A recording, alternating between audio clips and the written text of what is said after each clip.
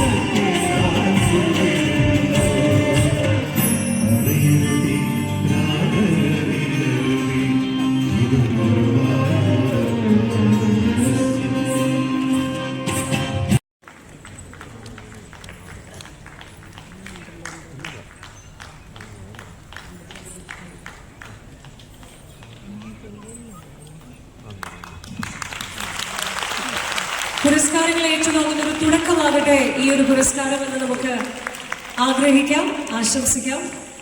ഇനി അങ്ങോട്ട് മീരാമാധവം ഒരുപാട് വേദികളിൽ നിറഞ്ഞ പുരസ്കാരങ്ങൾ ഏറ്റുവാങ്ങാൻ അർഹതപ്പെടുന്ന ഒരു വലിയ ടീമായിട്ട് മാറട്ടെ എന്ന് ആശംസിക്കുന്നു. ഒരുപാട് സ്നേഹം, ഒരുപാട് സന്തോഷം. നന്ദി.